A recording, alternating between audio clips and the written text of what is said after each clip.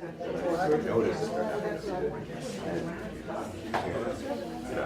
begin with, the first order of business is the adoption of the August 21st, 2014 Borough Board Agenda.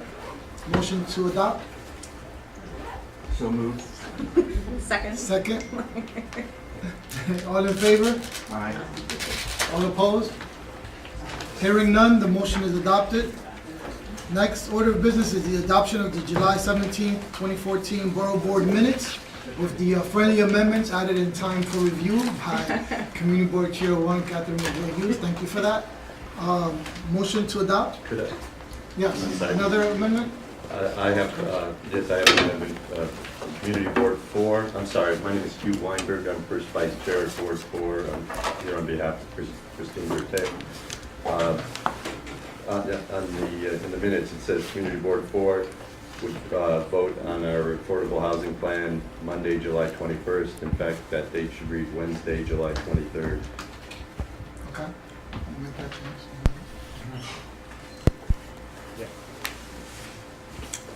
Any other amendments to the minutes? Okay.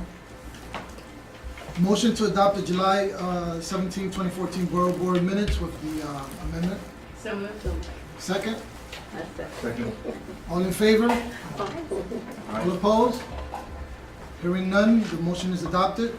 For the benefit of our presenter, we're very excited of our presentation this morning. We'd like to first go around, if everyone could introduce themselves, so that we can just know who's here. My name is Aljan Rafael Bonilla. I'm the Deputy Borough President for Borough Operations and Community Affairs.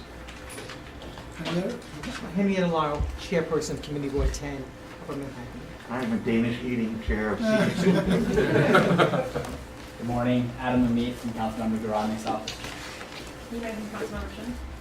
Wally Rubin, representing Vicky Barbera, Community Board 5. Kathleen Hughes, Chair Community Board 1. Hugh Weinberg, first vice chair of Board 4, here on behalf of Christine Berthet. Reverend Georgette Morgan Thomas, Chair of Community Board 9. I'm Elizabeth Caputo. I'm the chair of Community Board 7, Upper West Side, and I have my vice chair, Sue Rabati, here as well. Morris Chan, Manhattan Board President's Office. Sandra Park, ANHD. Marika Williams, ANHD. Lathan Thompson, District Manager for Manhattan Community Board 8. I'm here on behalf of my chair, Nick Diaz. Sue Rabati, Community Board 7, Vice Chair. Chris Berry, Community Service Society. Monica Roman, District Office Concerned for Helen Rosenthal. Jesus Pettis, Manhattan Borough President's Office. I'm the Community Liaison, Community Board 6, 8, and 11. Diana Sweetide, Community Board 1, Director of Planning and Land Use. Adele Bartlett, Deputy General Counsel, Manhattan Borough President's Office. Jesse Bodie, Director of Community Development and Land Use Division, Manhattan Borough President's Office. Paul Groves, Borough President's Office. Sam Levine, Deputy Budget Director, Manhattan Borough President's Office. Patricia Segrelli, Borough President's Office. Maggie Clayton, Borough President's Office, Staff Romance. Thank you. So our presentation this morning will be again by Marika Williams, Policy Director for the Association for Neighborhood and Housing Development, on the pros and cons of the reauthorization of 421A. So welcome. Thank you. Thanks. Thanks everybody for having me. Actually, many of you guys probably, as you were talking, I realized many of you guys probably know my predecessor who was at ANHD before me, which was Dave Hansel, who served on CB4, I think. Is that right? In Manhattan? I think he was on CB4. So, yeah. So ANHD is the Association for Neighborhood and Housing Development. We're the umbrella organization over many of the community development groups, CDCs, local organizations and neighborhood-based organizations that work on affordable housing and increasingly also economic development. So HCC, AFI, who else? NIMIC, I can kind of go goals. I'm always like, whenever I start naming them, then I always forget everybody's name. So we work on a number of different affordable housing issues. We do not run every affordable housing campaign in the city, and we are very happy that we don't do that. But we sort of plug in and inject and help and support our groups in their various different campaigns. So sometimes there's a campaign that a number of groups are running themselves, and we step in and we help when they ask for it, provide some policy support, some data support, some capacity, some training, and then other times there are campaigns that we are leading ourselves in our office. So it sort of varies. We provide capacity building, training, technical assistance, legislative advocacy, sort of to all of the groups and the issues that they work on and that they're interested in. And many of our groups, of course, you guys know, work a lot with the community boards, and we're increasingly finding that we're also doing direct support with and to community boards over time, especially given that, right, some of the structure of community boards have changed. Sometimes you guys have less and less like technical assistance around issues, and so we often handle a lot of those calls of, I've got a real estate development, this is what they're telling me, what does this deal really mean for my community, what does this really look like? So that's sort of what we do in general.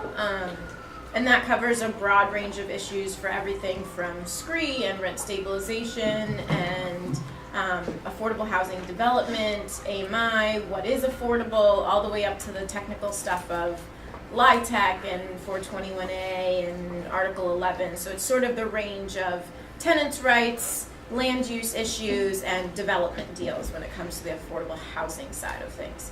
So I'm the policy director at ANHD. Sandra, who's here with me, is our campaign organizer. We have different people who focus on different things. So we do some bank reinvestment work, land use work, Sandy recovery work. But we're here to talk specifically about 421A. I'm happy to answer if anyone has any pressing questions. I'll be around for a little while at the end on stuff other than 421A as well if I can. But I'm gonna, does anyone have any questions about ANHD in general? And if not, I'll jump into the presentation. Okay. So I think the Borough President's Office saw a blog that ANHD did that you guys have out front, which was kind of sort of announcing the community-based efforts and campaign on 421A, either reform and repeal. And I guess I'd say the 421A campaign in general, and what exactly that campaign is going to look like is still to be determined. We're still in the early end of the stage. We've got about a 1-year timeline before we have to get to 421A reform, well, before the law will sunset. So to start, I kind of figured we'd do a little history on 421A. Many of you guys might already know this, but for those folks who don't, I think it's kind of good to understand where this came from. So 421A was established in 1971, and it was really about the fact that people were afraid that, and there was a real concern that everybody was leaving the city, right? You had a lot of disinvestment happening at the time in the city. You had a lot of parcels of lands that had been abandoned, burned, emptied lots, people weren't developing anymore, you had a large population loss, folks moving to the suburbs, and so there was a real concern, and a real legitimate concern also on the part of the city that people weren't going to be developing housing in New York City anymore. And so this was really the impetus for where this policy comes from. It was a pro-development, we need residential units in New York City again. And so that's sort of the evolution of, that's kind of how this policy came to be. It is a state level policy, so this is one of these things where we're going to be straddling city legislation as well as state legislation. Technically it's property taxes, so it sits within the state, but it has to be, and it's a little confusing. I think it actually gets proposed by the city council then hands it off to the state, and the state ratifies it. But it sort of straddles both ends, here in the city and up in Albany. But basically it said we're going to give a property tax break to anybody doing a newly constructed housing development. And at the time in 1971, that meant if you were doing a new residential building of more than 3 units, you got a tax break. So that's what the original policy looked like. It was a we want residential development policy. It was not an affordable housing policy. It was sort of an economic development policy, but it was really about driving new construction.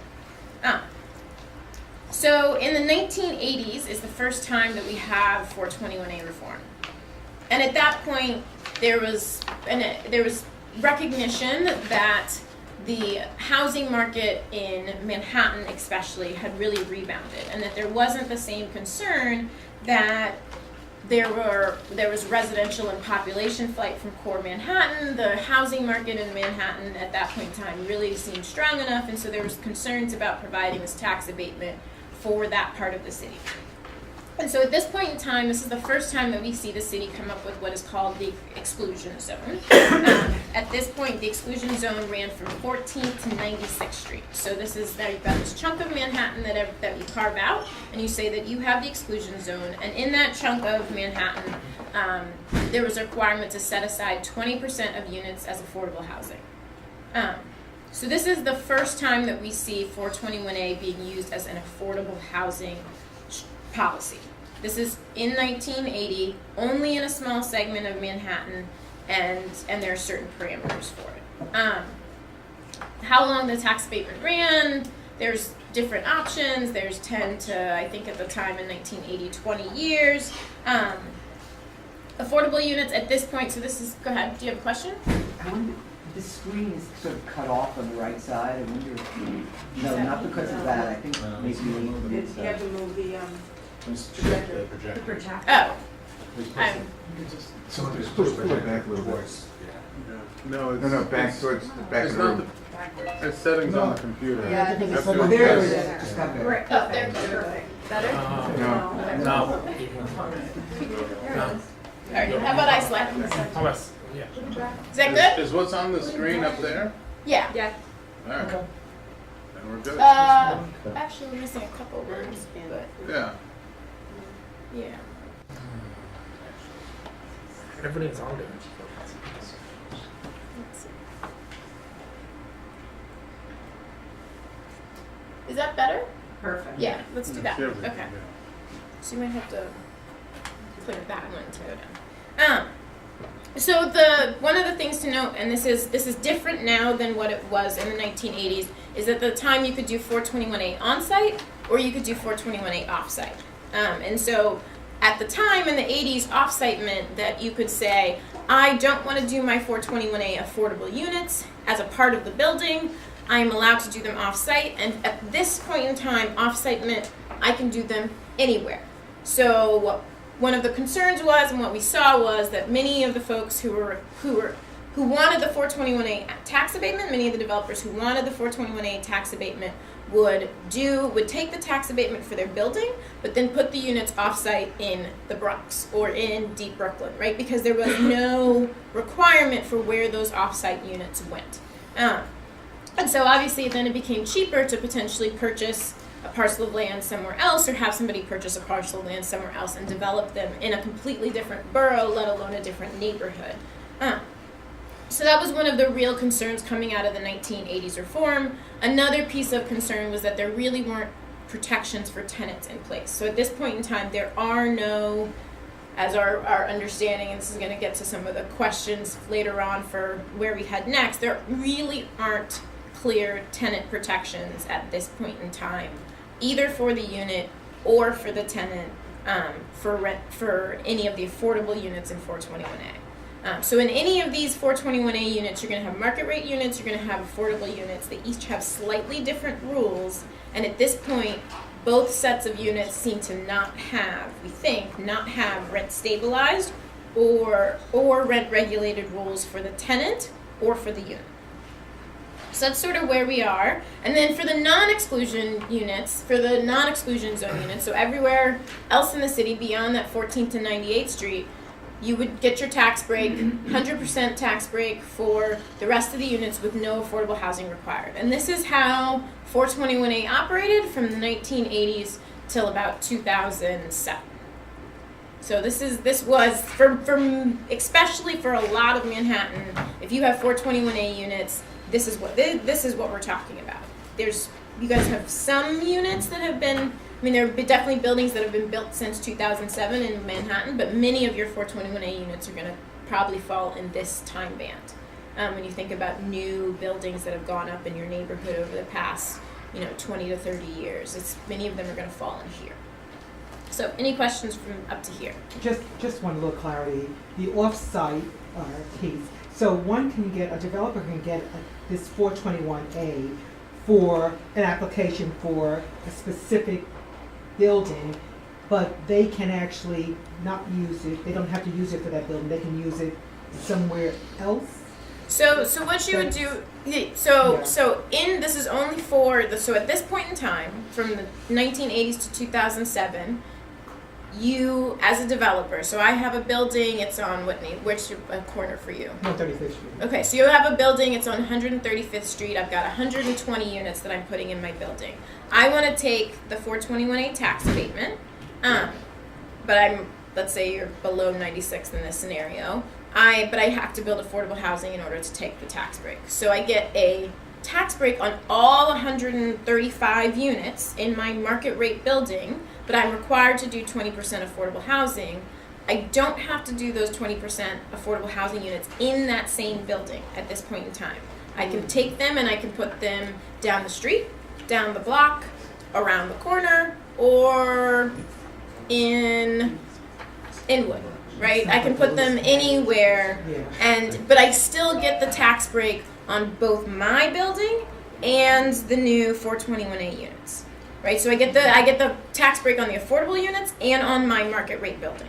So I've gotten now the tax break on, and it's not 130 market rate units because you discount the 20. So let's say it's 100 units of housing, 80 units are market rate that I put in my new building, and then 20 units of affordable housing I build wherever I want. I get the tax break on all 100 units, the market rate and the 20 that are off-site, wherever I decided to put them. Does that make sense? I have a question on the last bullet point of the second. It says unified purchasing certificates. Is there like a bank like for air rights for that type of certificates? So the certificates, part of the certificates, and gets a little confusing because now the certificates are really only used for IZ. So these are not the same for inclusionary zoning. So these are not the same certificates that are currently used for inclusionary zoning. It's a different structure now. But at the time, I think it was that you could, instead of let's say I'm the for-profit developer that has a market rate building, I could potentially sell my certificates to a nonprofit developer who wanted to do a building. Let's say in the same scenario, I have my 100 market rate units, or I have my 80 market rate units, you are the 20 affordable units, but you're a nonprofit developer who actually wants to put up a building of 40. I give you my certificates for the 20, you put in the money to do your 20 units, and now you've only had to pay half, right? But then I could hand over my certificates and somebody else could do them. It wasn't necessarily air rights, it was more the certificates for the units themselves. It's not, the 421A is also for like Alt 1, it's not just from the ground up new construction, right? It's for new development. New development, not alterations. I think it's only new construction. So there's not substantial. There's a line where you have like substantial enough rehab that you could potentially count 421A, but most of it is new construction. It's not a gut renovation. I built a building with substantially that was not from the ground up, but it was rehab, 80%, and we got the benefit. And yeah, so for some, but it also might depend on when you did it, but there are some where you can do a heavy enough renovation that you have to get a new certificate of occupancy so you can count it, but most of the time it's kind of thought of as more of a new construction tax break. So it's the 100% gut renovation. We did a gut renovation and we're able to use the 421A tax credit. Probably because it was pretty much a new building. Exactly. We just kept the shell outside. Yeah. So what you're saying is if you do a significantly renovated project. Right. Okay. But if I went through and rehabbed the interior of all my units but left the walls and the frame out and everything to that effect, that's not a 421A unit. So just to be, so I'm absolutely clear, so between the 1980s and just 7 years ago, 2007, you could be a developer in Brooklyn Heights, some really nice, part of the city, building strictly market rate. Yes. Strictly market rate, and you'll still get. Yes. Yes. Something's wrong. Yes. Something's wrong. Or on the Lower East Side, That's how we got right? all Or that. in, at this point in time, or in Chelsea. Right. Or, right, so this is a lot of the city that is not being captured in this, right? Or So, Harlem, right? or Harlem, Harlem. right? So all of that new development that happened in Harlem was outside of this and did not include this as a part of a requirement. So, yeah. Okay, so then we jump to the next one. So now we're at 2007, and in 2007, one of the big things that happened is they expanded that exclusion zone, and what we now call the exclusion zone is the GEA, the Geographic Exclusion Area, and it's a little bit hard to see, but now we're at all of this, right? So now all of this that's pinky becomes the GEA, and everything else that's white is not. And so all of Manhattan becomes a part of the GEA. So now all of Manhattan is covered with the affordability requirement. Parts inner Brooklyn, parts of inner Queens, a little tiny chunk of Staten Island, and about 2 small neighborhoods in the Bronx are a part of the GEA. And so now these neighborhoods are required to also do 20% affordable housing. If you were outside of the GEA to this day, at this exact moment, that still applies to you. You still get the tax break with no affordable housing. So that is, for everybody else in the city, for everybody else in white, you get the 421A tax break with no affordable housing as it currently exists right now. If you're inside the GEA, you have to do 20% affordable housing at 60% AMI, which is about $51,000 in income, and totals to what, about $1,200, $1,300 in rent for a 2-bedroom. And so that's for like literally this moment. If you were to bring a unit online tomorrow, that's what they would cost. AMI is for the whole city? That's the AMI average? is For the area median region. income, which For the is region. the region, not just the city. So, So we include Westchester. Westchester, Putnam, that's calculated by the federal level, and HUD does that number, but yes. And it's It's a trashy number for poor communities. yeah, of course. it's a Ridiculous number. and it's a complicated and difficult number for pretty much everyone in the city. I mean, there are about 50% of the city would qualify for low income housing, right? Median income for this actual median income for New York City wide is at 74% AMI, and the city considers low income housing everything below 80% AMI. So half of the city is falling below that 80% AMI number. So that's a lot of the city when you think about, if you're saying low income housing, most people in neighborhoods will think that's this much of my neighborhood, right? Or maybe it's, depending on which neighborhood you're in, you're still not going to think it's most of your neighborhood, whereas in probably 75-80% of New York City neighborhoods, it's more than half of the neighborhood is going to fall in low income housing. Yeah. So it's a very difficult number to And the city considers it under 80%. federal standards, but yes, under 80%. So everything below 80% we consider extremely low or low income housing. Yeah, which puts you around about $70,000, I think, for a family. So now we've excluded the GEA, so we've got a bigger area and more people are required to do the affordable housing. So this is bigger, so you can kind of see a little bit better. Also, clearly the GEA doesn't necessarily follow lines that everybody would think, right? You go into East New York for parts of the GEA, you go down into Bed-Stuy for parts of the GEA, but there are other parts of the GEA that get left out. So it's also a political map and not exclusively a like what's going on in the neighborhood map. That's part of the political process, though. So the other pieces of the reform that happened were that there's a 50% neighborhood preference, which is critical also from the community board standpoint. So for all of these affordable units that get built, only the affordable units that get built, there's a 50% preference for residents of the community board. So they should be setting aside half of those units. How telling you. great. You're doing great. Welcome back. Start again. So for half of those affordable units, they should give first preference to residents within the community board. Now there are some serious concerns about a lot of the rest of this, the requirements for this. The one of the key things, and this is a lot of these reforms are things that community groups pushed for back in 2007 and asked for. The affordability requirements were extended to 35 years, so while the tax abatement for these affordable units runs from 20 to 20 years, there's an additional 15 years that they're required to be affordable.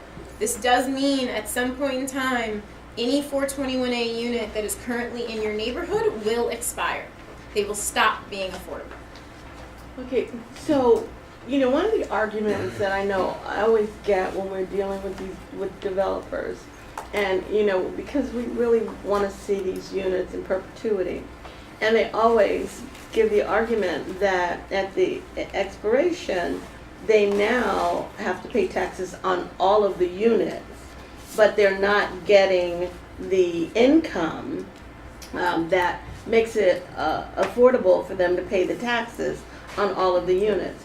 But tell me if I'm not understanding this, because from what I've just heard you say, on the front end, they actually got a real serious break, because you were saying they get a break on all 100% of the units. Yes. So they've already gotten the benefit. So keeping the units into perpetuity becomes more of a budget issue, that they need to have that money and put it aside, because they've already gotten paid on all the units, even the offsite units. Is that correct? So yes, there's a couple of Okay. clarifications. So now we're post 2007, and one of the key reform fights and successful reform fights was that there are no more offsite units. Okay. So if you are using 421A, you do not get the tax abatement unless your units are on the same site.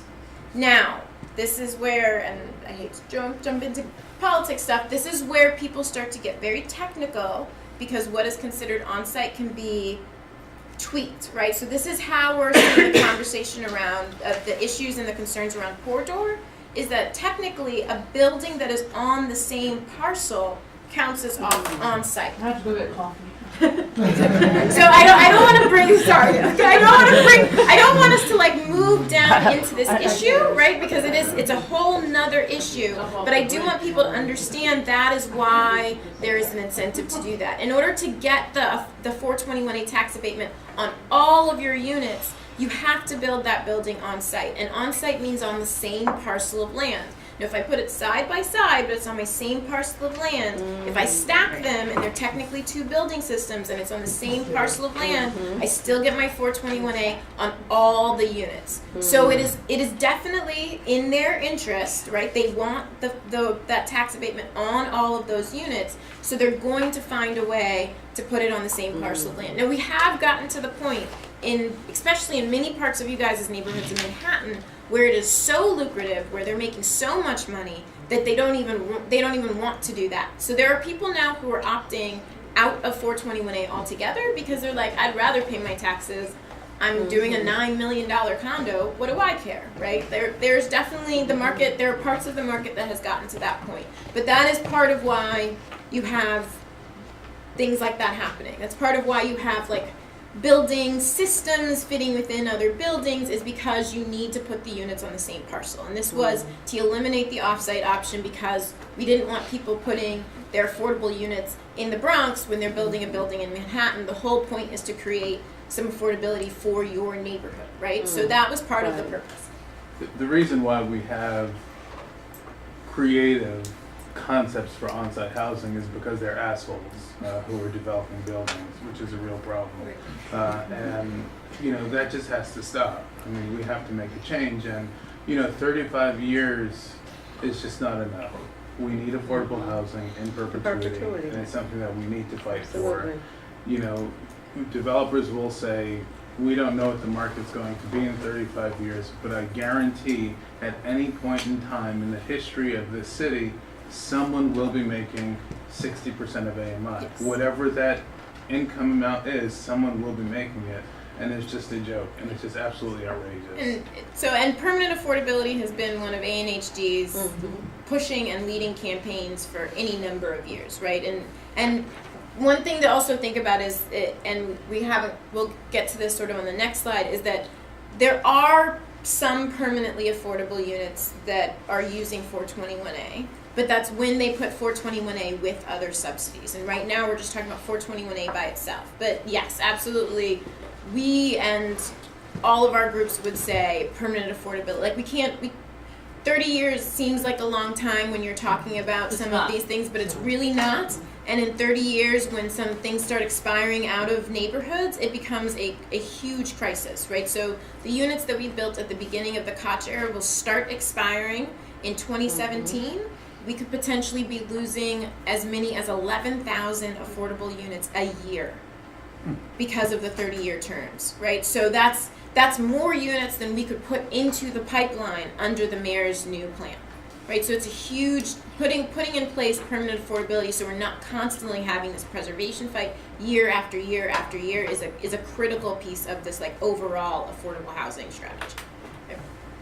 So we've got, it's extended, but it's not enough. Absolutely, units have to be on site; they can't be off site. You have the community preference. The AMIs are now set at 60%. There are some strange pieces to that. If you have what's called government investment in a building, then it counts as then you get out of that 60% AMI, and that's because they didn't. If the city said we're going to invest in a project, they wanted flexibility for the city, but people again have used it. Developers have sometimes used it for their advantage and done something like use Liberty bonds with the projects, which then allows them to get to 120% AMI instead of 60% AMI. So then you double that number of where they've set the affordable housing. So now they can actually make the housing less affordable by taking a government investment. And it was done so the city had flexibility, but not necessarily intended for the developer to be able to use independently. So that's another fix we'll be looking for. And then the other big piece is the AV cap, which was to say that the assessed value cap per unit was maxed out at $65,000, which meant that you couldn't take the tax break beyond the $65,000 per unit. That again, that AV cap goes away if there's government investment in the building. So if you took Liberty bonds, if you put it with any other city subsidy, any other state subsidy, then that AV cap and that 60% AMI cap change. The AV cap goes away completely, and the 60% AMI jumps to 120% AMI cap. But they're using 421A in my neighborhood with assessed values way north. Way north of 65,000. So, and they're not using any other government programs. How does that work? I would imagine that technically they're probably using some other program that you wouldn't be thinking of. And so that's one of the real concerns is what counts as a government program.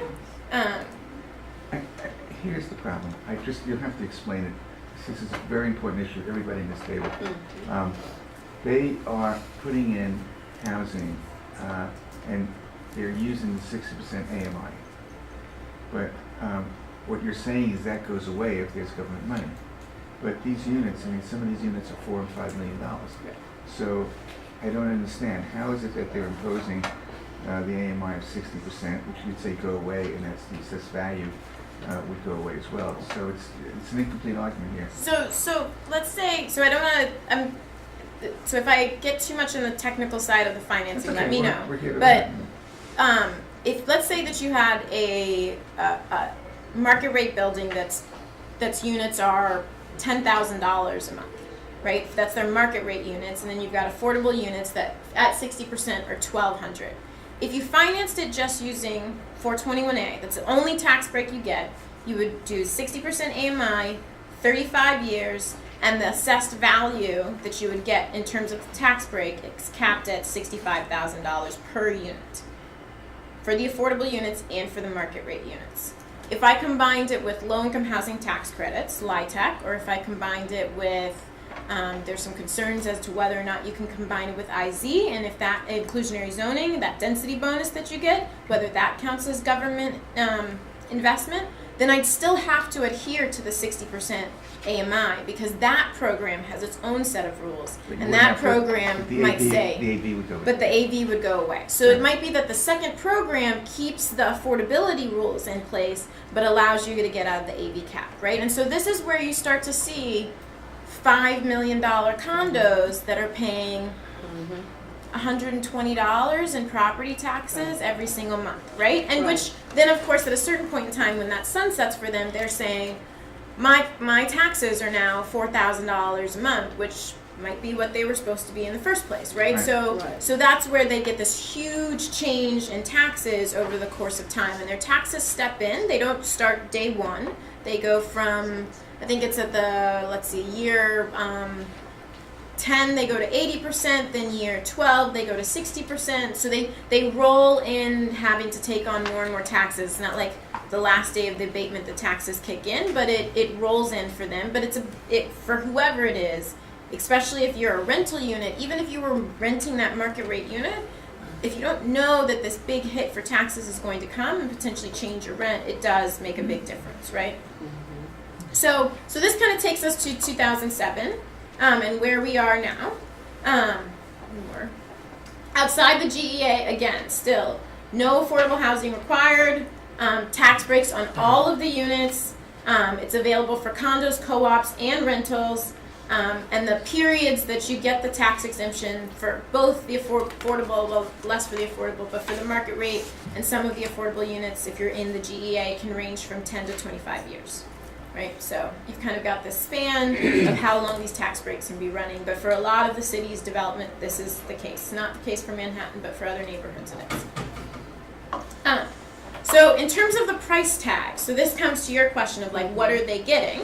And it's a little bit difficult to say, unfortunately, which I'm very concerned about. So looking back at some of the previous analysis that's been done on this, the IBO did a study, the Independent Budget Office, in 2002, fiscal year 2002, it was $130 million. By fiscal year 2006, it had jumped to $300 million, and last year we've seen reports that it was at $1.3 billion, billion with a B. And this is because this value is all of the market rate units and all the affordable units that are covered by this tax break per year. So that $1.3 billion is about 153,000 units in the city that are covered by a tax break in 1 year alone. That's state taxes. State taxes, but it's the city's property taxes.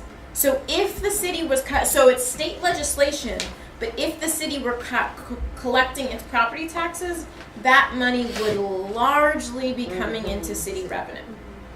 Not entirely. Property tax stuff gets. Well, the 153 covers market and affordable. Market and affordable. We don't know the percentage. Is that an 80-20 break, or we don't know? So that is, and so now this is getting into some of the issues that we are digging into and concerned about. It's not clear that we can find out what the break of those units are. I've never been able to. I've been trying. So because in the database you've got all of the units that are getting a tax break. It does not tell you this is an affordable unit or this isn't a non-affordable unit. So really the only way to potentially do it, and we're going to try to do this, but it might not be possible, is to run the analysis on every single building, see where the building is located, decide if it is or isn't in the GEA, and then take off 20% of the units that are inside the GEA and leave everybody else. But that's really the only way right now it seems like we can do it. And that doesn't cover things like there's special circumstances. There's a couple of items that got 100% tax abatement, no affordable housing inside the GEA. We would miss that, right? So there are circumstances where things have gotten through the system inside the GEA without affordable housing. Like 157. Yeah. Right. So we would not see those, right? We would count those as 20% affordable housing, right? So, but that's even with best estimate, even being very. And you can't tell offsite, onsite either. We can't tell. Well, so at this, for 2013, the units we would be looking at were, and this is in 15 Central Park West has a 421A.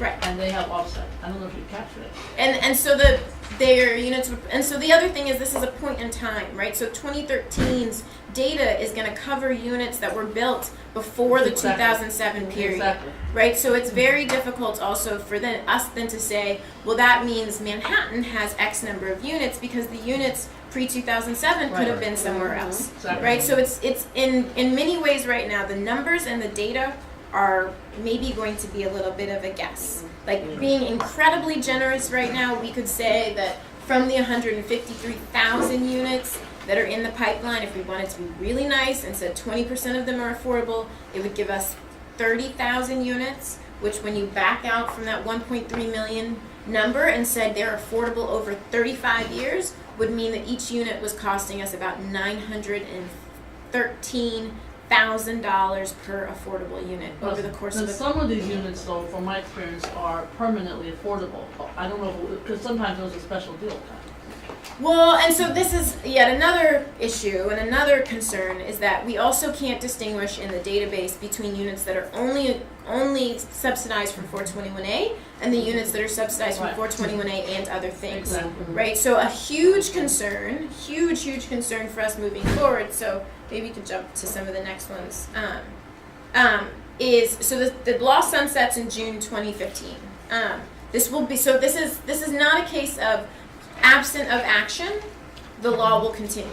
It has to be renewed, it has to be re-ratified. If nothing happens, 421A technically goes away.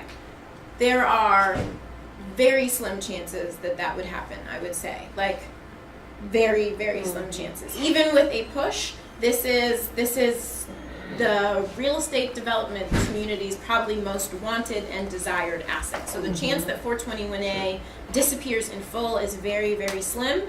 It has to get voted on by both the entire city council and by up in Albany by all of the legislatures there. So there's sort of two things on the table, which was elimination or reform, but elimination is not all that realistic. It might be a strategy, but I think there'd be a real challenge to getting 421A eliminated. It would be a very, very difficult thing. And it also comes at a very, very difficult time in terms of the kind of the advocacy cycle. June 2015 is the sunset of 421A. It's also the renewal of rent reform, and it's also the time of the RGB vote here in the city. So you've got three major housing events. RGB rent guidelines board, so that's when you decide what the rent increases for all the rent stabilized units are in the city. We've got three major housing advocacy events that happen pretty much in the same month, pretty much week back to back. So the idea of these groups having enough capacity and push to be able to run 2 state, 2 city, and three state and 3 city level campaigns all at the same time is hard. It's a hard. What was the second one again?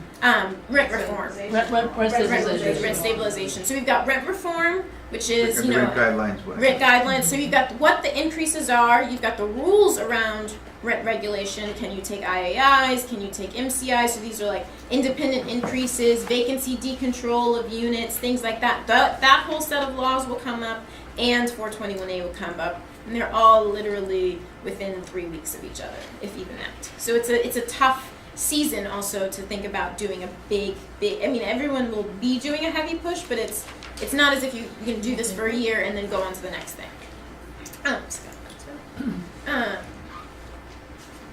So I think this could. So that goes to the question: should they be getting 421A at all? Like, should this be on the table? Are there places that it shouldn't be on the table, right? And some of this is, do we need to be treating different neighborhoods differently? And if so, how do we do that? That's some of the questions that folks have had.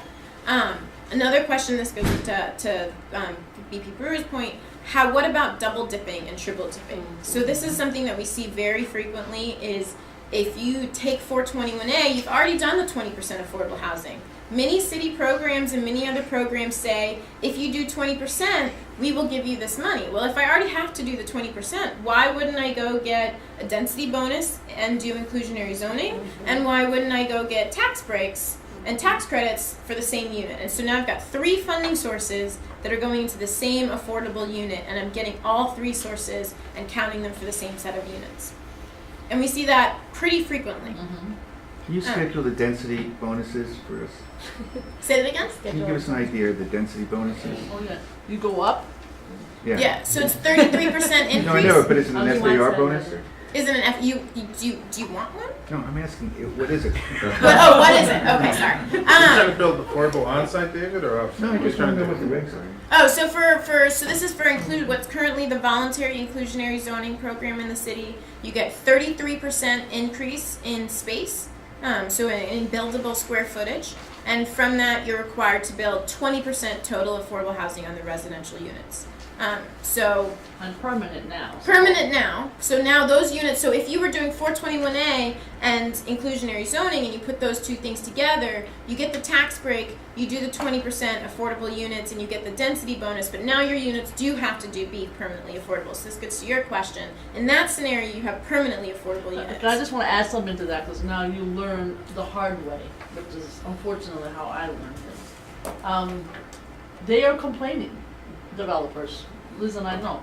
So when they get the IZ, what I call it, inclusionary, I call it IZ, but inclusionary housing, then they get the 421A. So they say, oh, 421A is going to run out. Yeah, hello. And then I'm not going to be able to have permanent. Oh, yes, you are, because you got the inclusionary. Exactly. So I'm just letting you know you're going to get a fight back on that, Right. which of course is the law, but they don't want to abide by it. So we probably need to be aware of But that. that's why it's so important that we're having this discussion. Because they need to do the Because research, that- whatever you that say. is always the argument when they come before community board and we sit down meeting with these new developers, that they start crying about, oh, this is gonna run out and then we gotta pay all this money. But in actuality, they're not. They're getting this money kind of on the front end. Right, so I'm just saying this, but I was always under the impression it wouldn't be a fight. You get inclusionary, that's the law, but I'm getting a real push. And so one of the, and what's one of the, especially when it comes to inclusionary zoning, they get the density bonus. The density bonus doesn't go away, right? You got to build an extra 33% of units. You're going to get to keep those units. The city doesn't come back and say, 35-year term, it's over, give us back that space. They keep that space, right? So if you get to keep the space, the city should get to keep the affordability. That's everybody's feels like that's pretty clear logic when it comes to inclusionary zoning. We're not getting the space back, so the community should get to keep the affordable housing permanently. So Matthew, what are they applying for above the retail? And you were great in the newspaper, by the way. Oh, thank Great you. comments. Angel, they haven't looked at IZ, have they? No, they haven't looked at IZ, just 421A is what they're talking about. And they're looking at doing 25% affordable, but there are a lot of issues. Oh, there are. I just was wondering what. But yeah, so they haven't looked at IZ for that project.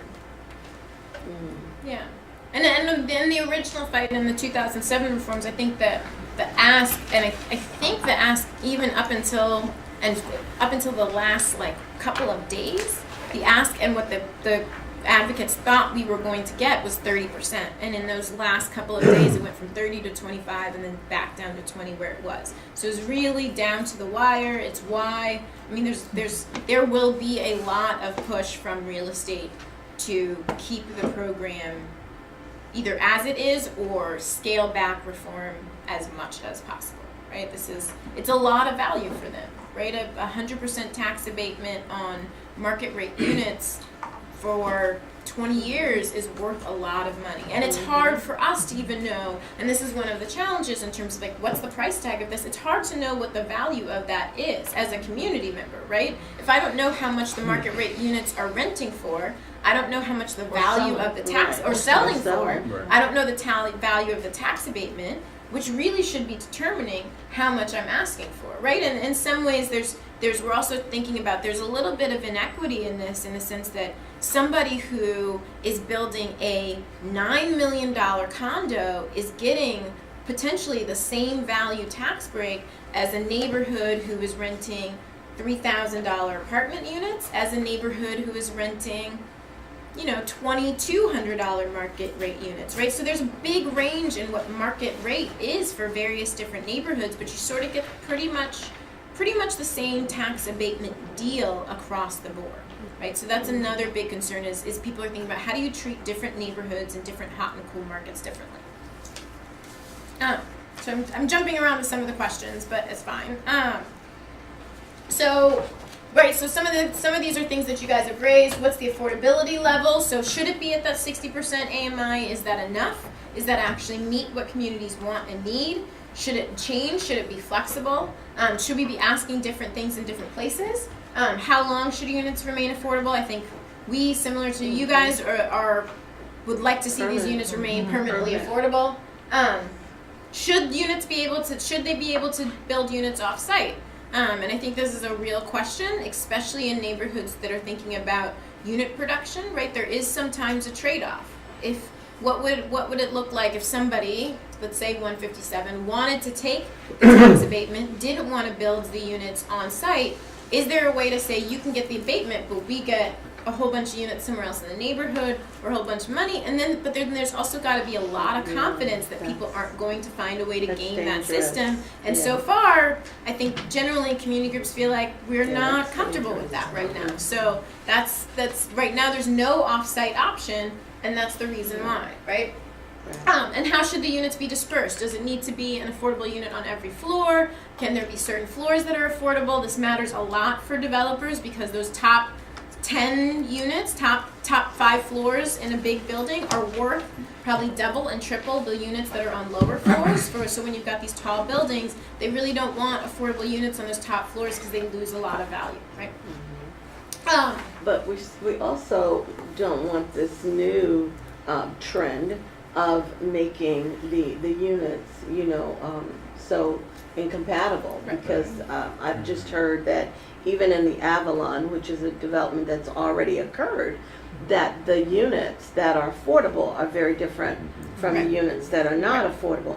So we need to also make sure something is written in terms of the compatibility of those units. Right. And this is another big issue, is also thinking about then it's not just where the units are and where they should be dispersed in the building, but also the amenities, right? And this has become an issue for current rent stabilized units, but also for new units that are being created. We've had circumstances, we were just talking with Assemblymember Rosenthal, where people in our district have said, I've been in this building for 30 years, have always had access to this community space, and now all of a sudden they're telling me that because I'm a rent stabilized tenant I can't get to it. And likewise, we have new buildings who are saying, you can't have access to this pool, or you can't have access to this children's center or this gym, even though everybody is a part of this building, right? So how do we think about how these residents, the affordable residents, are treated in these broader mixed income buildings, which is another real concern, right?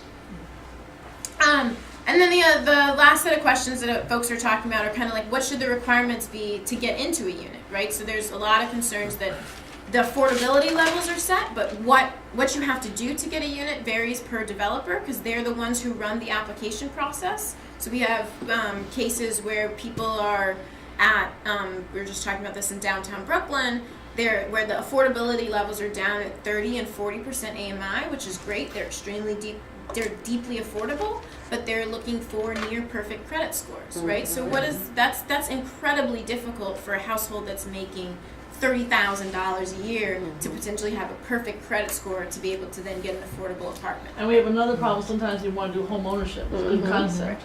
Guess what happens, who can get that mortgage? Right. So will it be the Columbia student who's got parents who can sign, co-sign, or is it gonna be a family who needs it? Right. I don't know the answer, I think I do, but I wanna raise the question. Yeah.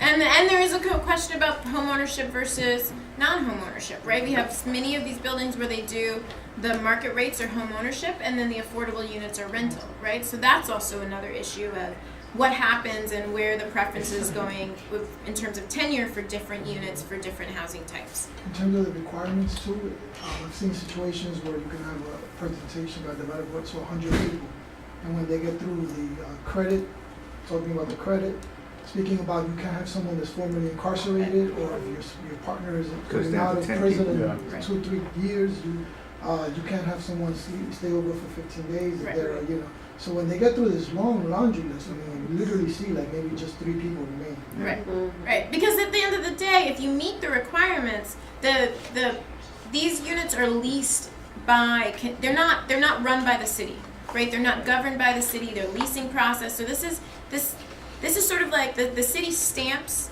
yes, you do or don't meet the affordability requirements to qualify for 421A. You've set aside your units, and then it goes to finance, and finance gives the tax breaks, right? So, which is another big concern because the city, this is not the city's run program.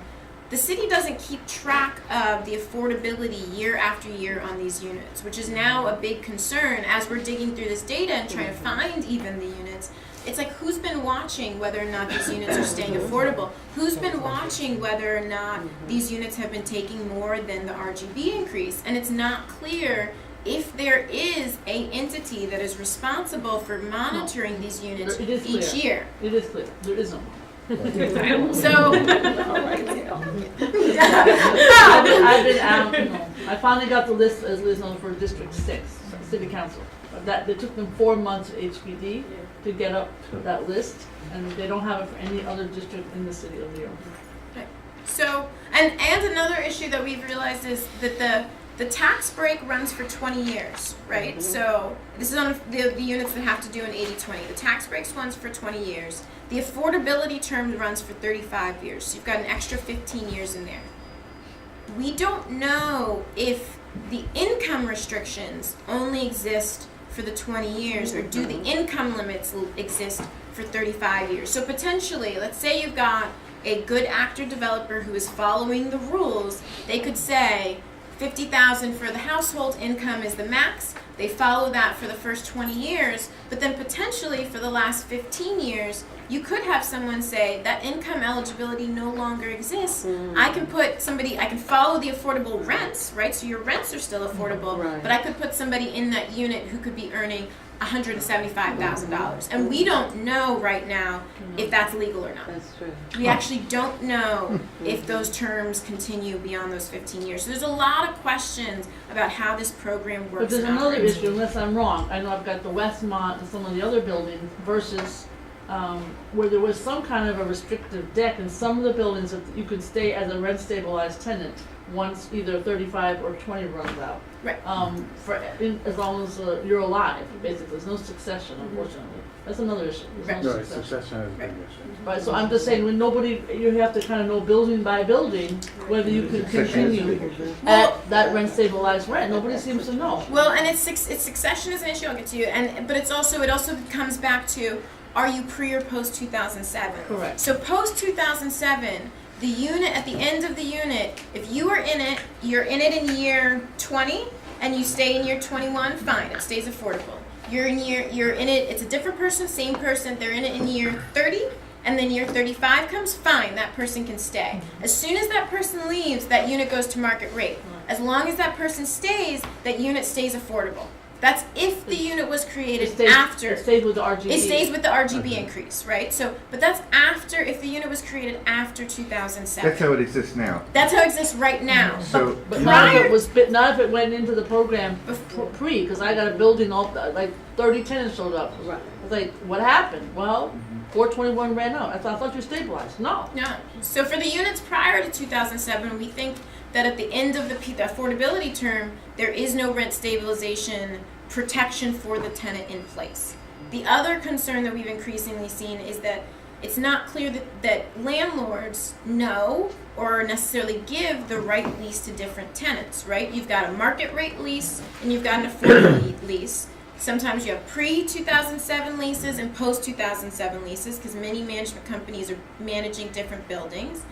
Sometimes you've got the lease for 421A, you've got a lease for IZ, you've got a lease for tax credits, right? And so we know in the past month that there is somebody who was in a affordable 421A unit that got a market rate lease with an affordable rent on it, right? So they got the right rent written in, but it also means that their lease has all the wrong regulations because they're not protected under a market rate unit the way they would be under a affordable unit. So there's a lot of concerns about whether or not tenants who currently are in the program know what their protections are, know their rights, that the landlords might not know, that the management company might not know. There's a lot of concerns about misinformation if people have the right thing. So, I mean, there's a lot to do. There's a lot to do in terms of reform and clarity for the program.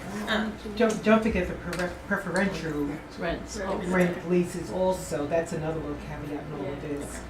that, you know, that just takes. That has nothing to do with abatements though. That's That's just just to do more with rent rent stabilization. There's nothing to do with But that's abatements. what I was talking But about. that law will also come up in June. That's the, okay. Yep. So in your report for 2014, do you list the affordable apartments and their So addresses?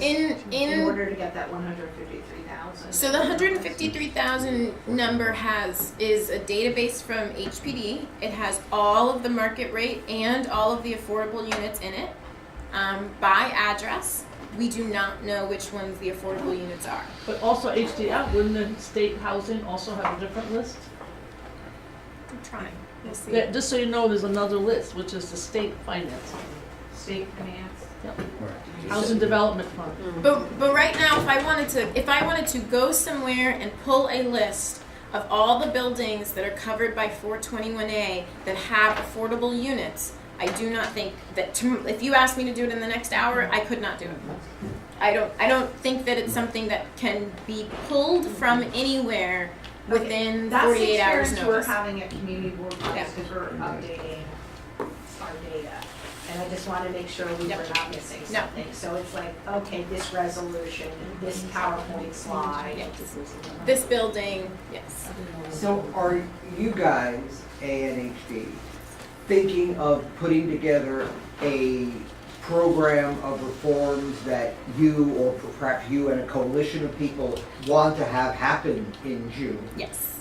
And are planning a campaign to, Yes. that is happening? Yes, yes. So we've done an initial set of meetings with ANHD member groups to say, okay, groups have seen this come across their desk in terms of from the community group side, some of which serve on community boards, but you guys work together, but it's not necessarily the same entities. How do people feel? What are the concerns? What are the issues? This is where we've got a lot of these questions coming up, right? And so as a group and as a broader coalition, it'll be ANHD plus others, right? So we did the initial meeting as like ANHD membership because we like to check and get our membership on board, but that coalition will open up.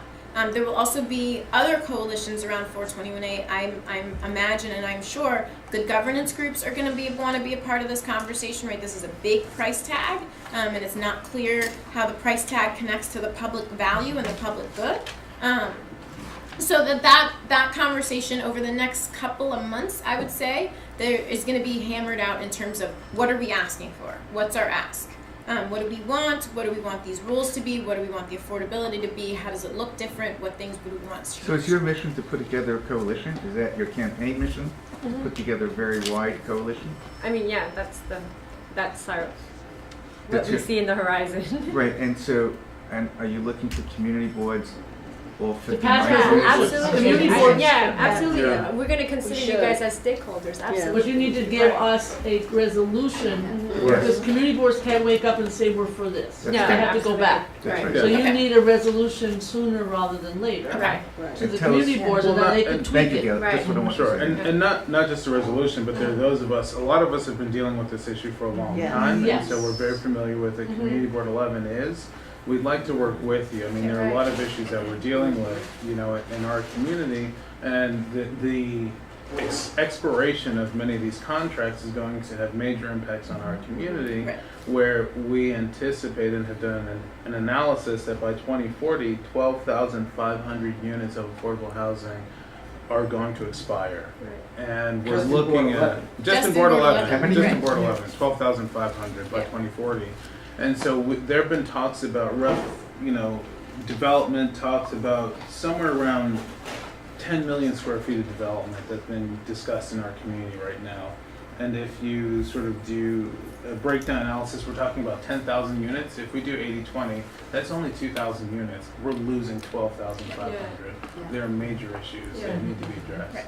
Yep. And so I think where we are right now with as a part of the campaign and sort of coalition is we've had those initial meetings, right? It's not a, we don't like to, ANHD, the way that we normally operate these things is we don't like to come up with a platform ourselves, right? So there is a committee that is working on pulling together the platform so that it's not our ideas and our concept of how the program should be reformed, but it's actually everybody coming together saying, these are all our thoughts and ideas, let's come to an agreement, here's what we think as a group, because this has really got to be a citywide campaign, right? We're going to need assembly members from across the city, we're going to have to build allies from assembly members who are outside the city, right? So it's going to be, and so that means that it needs to be bigger and broader than just what we can do in our office and what ANHD membership can do, which is part of why we're very happy to be having these conversations with community boards, right? Is it impacts you guys in some ways the same way it impacts the community groups. It's right, it kind of, you guys are moving towards the same concerns and the same goals, and so I think where we're headed is we've just had the campaign meetings where it's like, yes, we're going to do the campaign, here are the issues, here's mapping out the timeline, here's some of the different folks that we're going to need to talk to. Let's start working on the platform. So how do we be part of that discussion? Not to react to something, Right. but to be part of it. To be proactive. I mean, I think it would be helpful to get, if you just have a draft of what some of your ideas are. Okay. And, you know, and then we could have a select meeting, because this is complicated, Right. with whoever you want in your 12 boards. Housing committee chairs, too. Whatever, We you have an decide. AA task force, I mean, there's. Okay. there's- You we decide, all- but we need to do that sooner rather than later, to have something to react with, and then we could add our many comments. And then we really need to have an identified group, because the more. Well, Georgia, we can do, that's rather not than- up to them, we can do Right. that amongst ourselves. Right, that's what I'm saying, we've But that's gotta not, have. that's not her problem. Right, but we have to have a We'll work major together, but group. we- Right, and I mean, if there's a group of you all, like also right now, so far we've done the campaign meetings internally, but they will not, Branch out, they'll branch out after we get through through a little bit of September, right? Everybody's been gone for the summer, so once we get to September, those campaign meetings will start to be open beyond membership, right? And so But they may not all get there, so Right. I'm just Yep. letting you know how it works Yeah. in reality. So we'll be sure as we start drafting the different pieces to get it to the BP's office and then work with you guys in that group. Okay, that would Thank be you great. so much, thank you so much. That's the best presentation I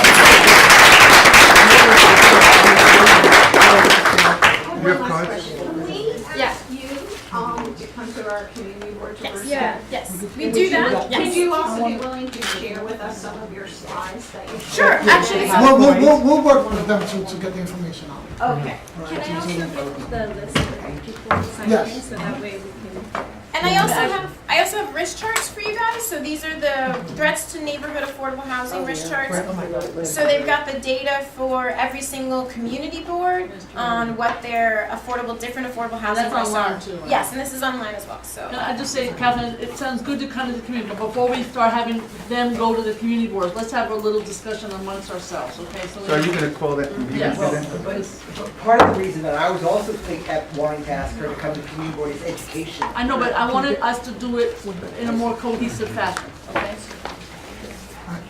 Yeah, guys. Okay, we'll go to community board chair report outs. Community board 12, I don't see Chair George Fernandez, so we'll go to community board 11, Chair Matthew Washington. Certainly. So a couple things. We are on break, which has been nice, but it's been a little busy for us still.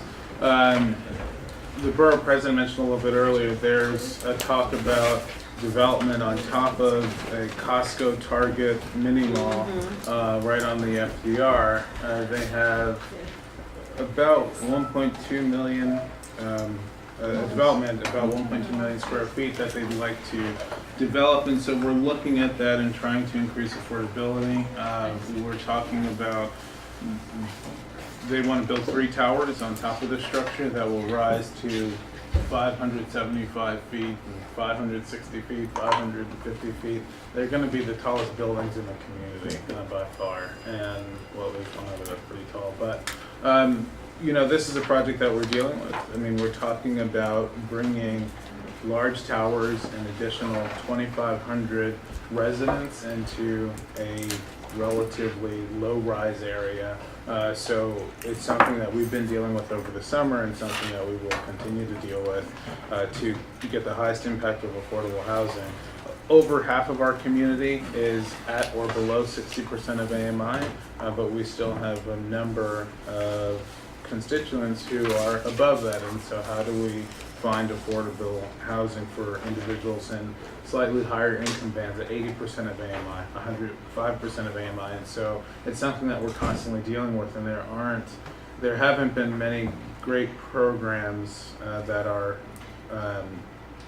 allowing or creating affordable housing in those different income bands, but 50, 30, 20, where you have more moderate and middle income as a part of the housing plan is critical. So these are things that we're working on. So when the borough president calls this meeting together about 421 and other things, we'll certainly be at the table.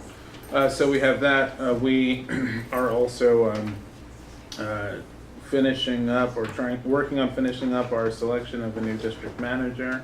We are very excited to get that going and finalized. So we hopefully the next time I see you all, I'll be able to let you know who our next district manager is. We're very excited. That's all I have for now. Just needed some contact info. We're gonna get it all to you guys, relax. We're gonna get it to everybody. Yeah. You know, we're type A's here. I know, but I am too. That's all I've got. The only other thing I will mention is if you are ever in this area around lunchtime, talk with Aldrin about where to get some good dumplings. Thank you. Well, we've been doing a lot of things at Community Board 10 after our last June meeting. We had a digital technology conference at the Harlem Garage, which is one of our newest incubators in our community. And at that particular conference, we had a lot of companies who basically deal with the digital. It was amazing what's going on in the community that we didn't know, but now we know. We're spreading all this information and getting people educated on how to use digital and what's going on. So that was one of the great things we did. Just 2 weeks ago, we had a gun violence town hall meeting. And at the time, our area was very low in gun violence, but what has happened the last couple of weeks since that town hall meeting, there have been so many shootings. And we were looking at from what can we do as a community, and we have a couple of great ideas what we're going to do as a community board, but now it goes a little further because just the guns in the communities all throughout New York City, as you can see, is just rampant. And it goes more than just trying to get them out of the community. As far as I'm concerned, I don't know, the government trying to get them from coming into our country. But the gun violence town hall meeting was really good. We had 3 deputy inspectors there, and we had a complete platform of police officers, and they stayed for the actual 3 hours. They stayed. We also had many advocates for gun control, and it was really good to bring everyone together. And the basis for this, the purpose is really to get the community involved in what's going on, and as a community, what can we do? And we don't want to stop there. We want to get some action points out of this. And we will be coming up with a paper, again, Community Board 10, in terms of what we are going to do. And talking about development, we have a lot of businesses coming into our community, and I don't think we have done our job in terms of working with them to make sure we know what jobs are coming into the community and how do we get people trained for these jobs. So this is something we want to do so we can get our young people into jobs, get them into training programs. So I'm going to be working with Workforce Development and working with Harlem Development Corp. Just so we can know what's coming in our community years before to get people prepared for these the jobs. Everything Matt said without the numbers, we have to change our numbers, is the same, things that are going on in Community Board 10. We finally got a full complement of staff, and that's really been really helpful to us to get them acclimated to working in the community board during this summer, and hopefully we can get off to, not hopefully, we will be getting off to a good start in September when we are fully, ready for our board meetings. So that ends my report, but we've been doing a lot of work. It's been a very interesting summer. There's no time off for community board chairs and district managers, as you know, but it's been good and very productive. Thank you. Community Board 9? Yes, thank you. Community Board 9, also, you've heard that we've been having quite an increase in gun violence. So next Saturday, August 30th, we will be partnering with Dougie Fresh and several other local groups to do a Stop the Killing gathering between 145th and 142nd and Edgecombe Avenue. We also will be having a community vigil on September 5th. West Harlem Empowerment Coalition, which the community board is a member of, will do a vigil to come up with some way to honor our young people who've been killed recently in our community.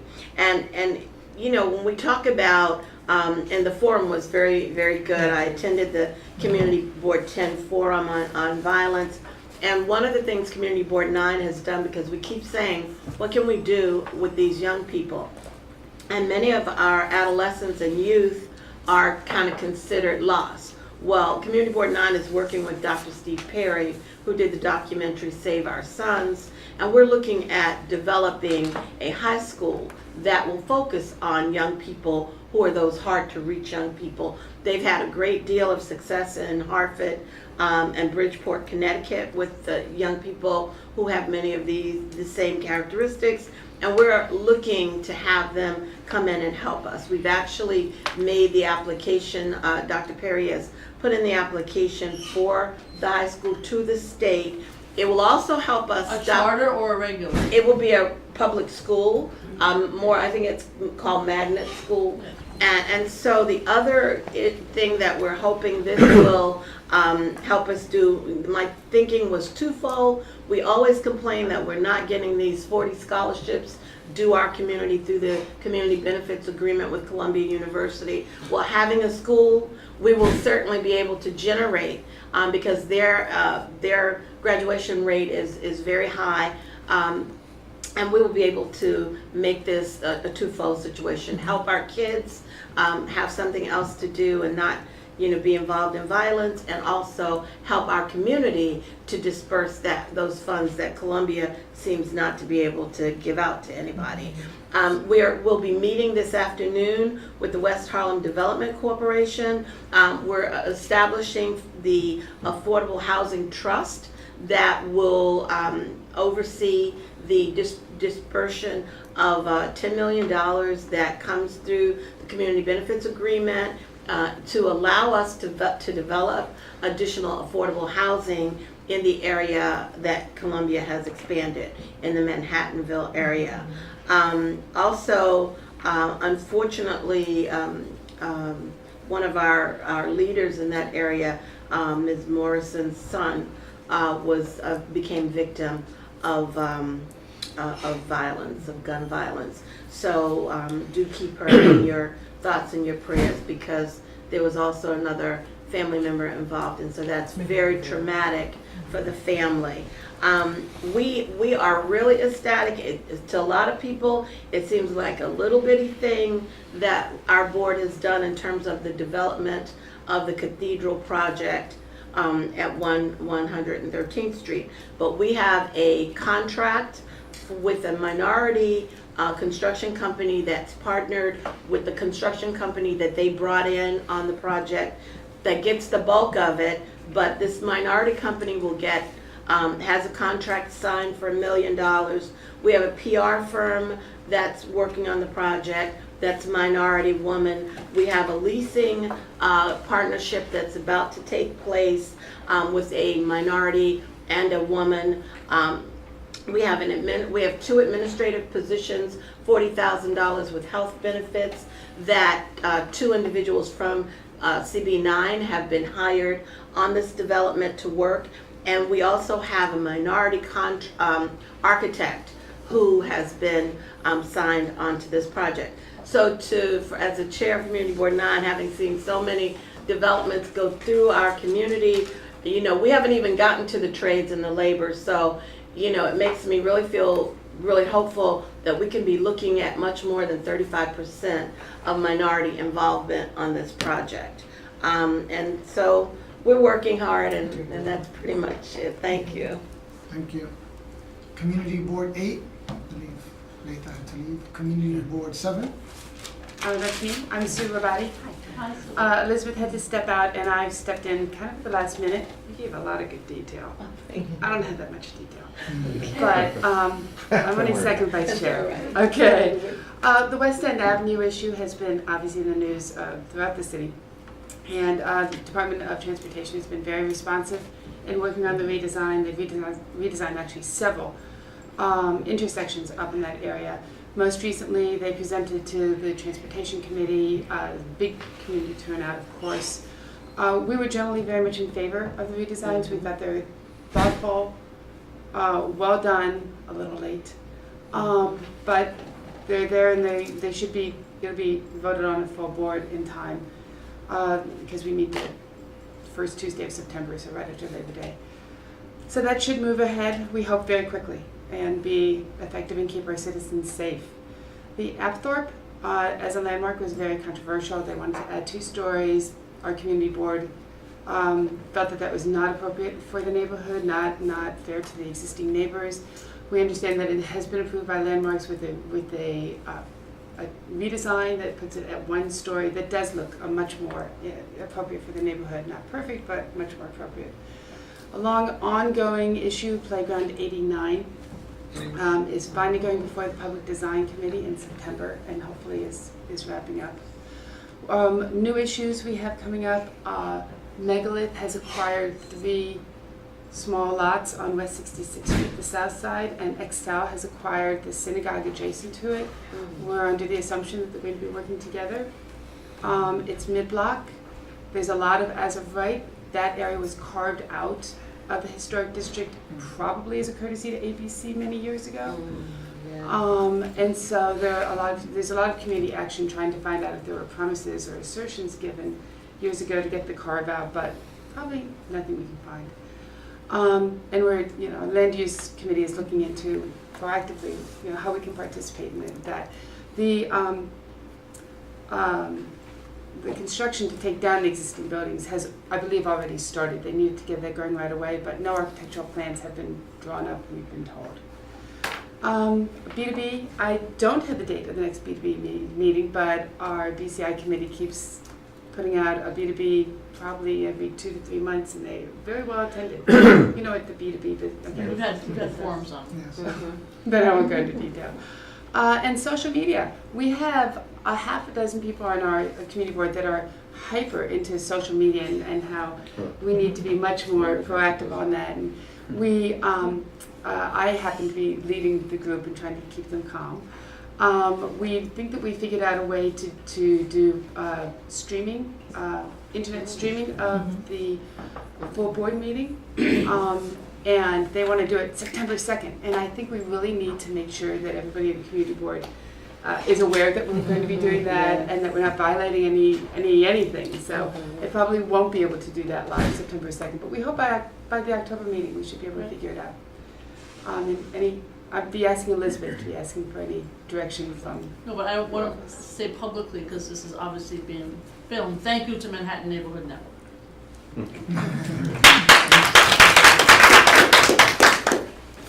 Community Board 6, Community Board 5. Yes, just a short report. SL Green is putting up, or is proposing to put up a tower at 1 Vanderbilt across the street from Grand Central. And the Landmarks Commission has required SL Green to show a harmonious relationship and to give a report on how their new building will have a harmonious relationship with Grand Central Terminal, which of course is a stretch. And they did, and they met with us because they were concerned that they had to come to the community board before they met, before Landmarks Preservation Commission made a decision. And they were concerned that we were going to vote it down. So the leadership of SL Green met with us and expressed their serious interest to work with us to make it more harmonious. And so they met with us once. They immediately followed it up. We're having another meeting right after Labor Day. So our board was actually impressed with their commitment to at least listen to our concerns, and we ended up voting to support the harmonious relationship. Thank you. Community Board 4. Yes, good morning. The Community Board 4, in its meeting on July 23rd, we did pass our preliminary affordable housing plan. I don't think I'll go into too much detail here. We spent a lot of time already talking about affordable housing. It's not on our website yet. It will be probably, I would say, in September, just because the relevant chairs are still tweaking it. But some of the important things that we discussed at the meeting were changing the 80-20 to 70-30, making it a requirement rather than an incentive through the ULURP process, making better use of publicly owned sites, including those owned by the MTA and the Port Authority. I'm just touching on certain highlights. A lot of the other things in here already were mentioned today. And then there has to be, we believe there has to be a greater emphasis on 2- and 3-bedroom apartments because there's a real lack of affordable units for families. So, as I said, the full plan will be posted on the website soon. And I'm sure Christine will have more to report at next month's meeting. Just briefly, we continue to have issues concerning buses, mostly in the Hell's Kitchen around 10th, Hell's Kitchen area around 10th Avenue, relating to congestion and pedestrian safety. We passed a few resolutions at our last meeting concerning that. So we're we're continuing to work on that, trying to get better signage and enforcement. Trucks, the buses also illegally use the residential streets in the area. Lastly, our district manager, Bob Benfato, has left and is now, well, he hasn't started yet, but he'll be the executive director at the Hudson Yards Hell's Kitchen Alliance. It's good news, bad news situation for us. I mean, certainly good news for him, but also good news for us because, of course, the alliance, it's in our district, so, and we'll know that someone very good is going to be the director there. Of course, the bad news is that Bob's going to be hard to replace, and I'm sure we'll be launching an intensive search for a replacement, again, probably in September. And that's it. Thank you. Community Board 3, Community Board 2. I'm going to do this quickly. First of all, great presentation. It was a great speaker today. I want to say that I met with our former colleague, Chair Julie Menon, yesterday at DCA. I'm sure this is going to be of interest to all of you. I gave her a list of 22 problems that we have with outdoor tables and cafes. CB2 has about 1,000 beer and wine and liquor license in place, and hundreds of others that are not licensed, like coffee shops and ice cream bars. We have more outdoor tables than all the other 4 boroughs combined, and 20% of all outdoor tables in New York City. So when I came, I thought, and it was a disappointing meeting because and there were things on the list I'm happy to share with you that I'm sure every board has about. I wanted noise mitigation put into the permits. I wanted less of an as-of-right situation. I wanted CBs to be more empowered. And she said, look, we've got to go back to the city council and get new legislation. If they're in the zone and they meet the criteria, they're getting the license, which means it's an as-of-right license. And we have no control over it. We have no control whatsoever. Just to let you know that how we've been doing it in CB2 is that if you come for a liquor application, we've been putting the mitigations onto the liquor application. So if you come for a beer and wine license or renewal and you have an outdoor table, that's where we have some leverage for them to agree to certain things, like quilted awnings, which block the noise coming They out. actually work? Yeah, and it actually works. And lots of things which I'm not going to go through now, but things like airport tables which are not regulated. Those are the tall tables. So if it doesn't have seats, it's not regulated. If it benches, So you think, oh, bench in front of the store. But we have corner stores that have 15 benches and seat like 30 people. So they're gaming the system, but it's not covered by the cafe regulations.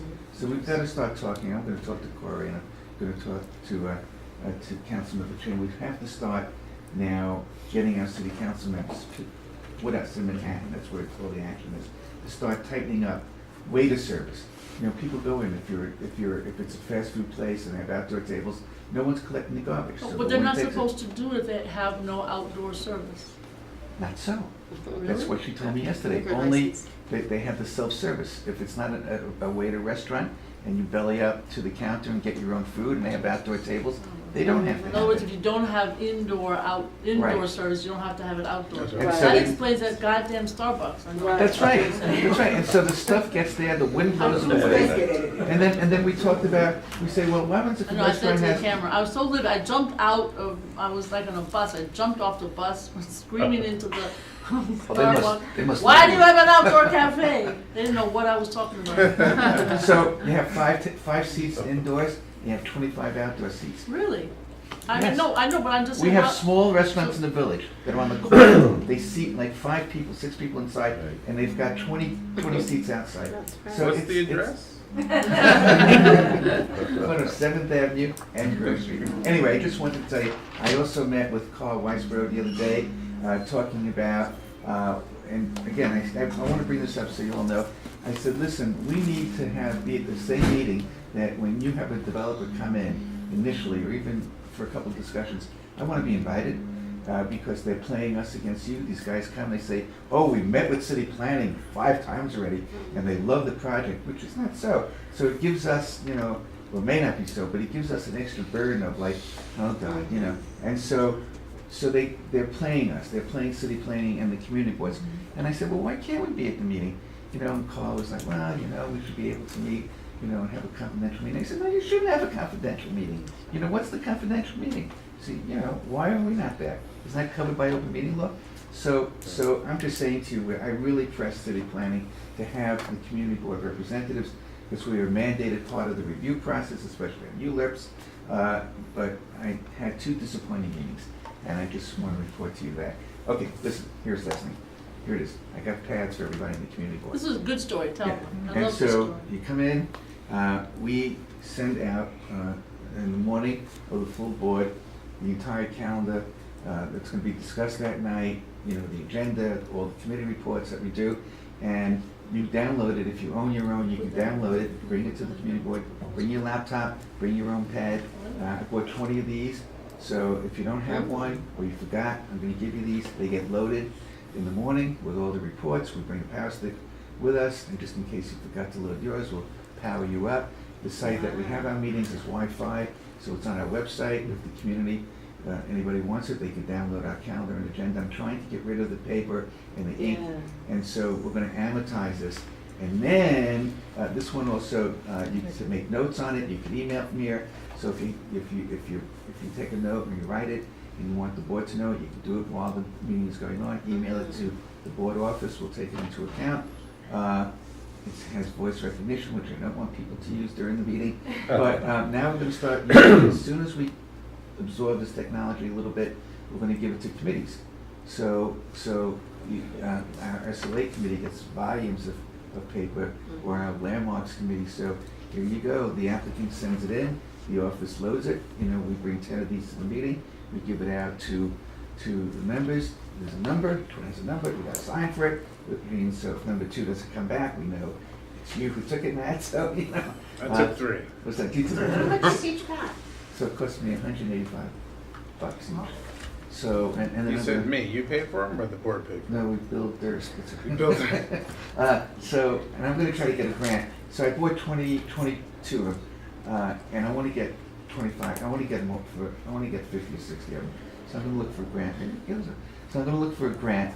We're working on that. I'm gonna look for a grant to buy a few more of these. And so you come, instead of that packet of information, you get this. And you hand it in at night, and then I want the committees to use it, hand it in, the committee chairs will bring it to the board office. This is great stuff. Anybody wants to play with it, I'll send it over, and I'll show you what's on there. It's really simple, and that's what we're doing. Congratulations. Thank you. When you had your meeting with Julie and she said, you know, it needs legislation, I have no control over it, did she say she was in favor of this legislation? They were sympathetic, you know, she put in the general counsel, but everything I said, oh, they're gonna call sanitation, oh, that's a DOT issue, oh, we don't have, they have 70 people, they have 400 staff there, 70 enforcers, but they can't enforce anything. So all this stuff about, listen, all this stuff about the restaurants in the winter, keeping the banners, they're supposed to take the chairs in, you know, when they're not using the cafes so we can reclaim the sidewalk. But no, you know, they keep the banners up, and it's an advertising, you know, the barricades. So I said, it needs to be enforced. Podiums, you know, they put podiums outside the outdoor cafes. So we have, where we are, these narrow village historic streets, and you can't pass on them, they're crazy, you know. So Well, why don't we work together? We'll push on that, because the trouble has always been that the other boroughs unfortunately don't have the same problems on this issue. So, and when you pass legislation, it has to be citywide. It's so frustrating. But we could work with you to try to parcel it out. more and more, the other boroughs are having more restaurant I agree, but I'm development. letting you know that I didn't get support. Queens and the Long Island City, I'll talk to them, Astoria, I'll send over the I would be list. glad to work on it. It's so frustrating. But in the, Yeah, we'll get it. Community board one update? Yes, I'll be real quick in the interest of time. I just want to say one thing before, it also covers newspaper stands, you know, regulations, for crowd control. I just want to say, all the boroughs have it. You know, they put ropes in front of crowd control places, you know, bars that have heavy, checking IDs. They take up half the street. You know, they're pushing people into the sidewalk. Those are not regulated. so if you can get concessions through the liquor Community license board. process, we do that too. Yeah. Community board one? Yes, I just want to focus on a couple key areas. One is we're approaching the 13th anniversary of September 11th. And I want to thank the Borough in your office for coordinating the upcoming meeting on tour buses. We greatly appreciate it. As you've heard from other community boards, it continues to be an issue. A lot of different agencies and groups have been working on mitigating pedestrian vehicle traffic in the area of the World Trade Center. There's been lots of improvement according to the efforts with the opening of Portland Way. Now it's temporarily closed. The scaffolding because of tower fleet, construction resuming. We're hoping that when the scaffold is up later on this week, the folks on Liberty Street have had a barricade on their sidewalk for 13 years. They would like to liberate Liberty Street from those metal barricades. And we're hoping that the pedestrian experts will allow that to happen after Portland Way opens up with the scaffolding on it. There's one other area that folks are interested in, is that there'll be a pass-through on the north-south somewhere, you know, where the temporary pass station is, just to also alleviate, because there have been over 500,000 people have just come to the museum since it opened up in May 15. Right, Not everybody goes to the museum, so just guesstimating maybe an additional 4 people are just going to the memorial or the surrounding area. The second area is it's very exciting. Albany Street, the former queuing line for the memorial has now become a public space, a temporary public space.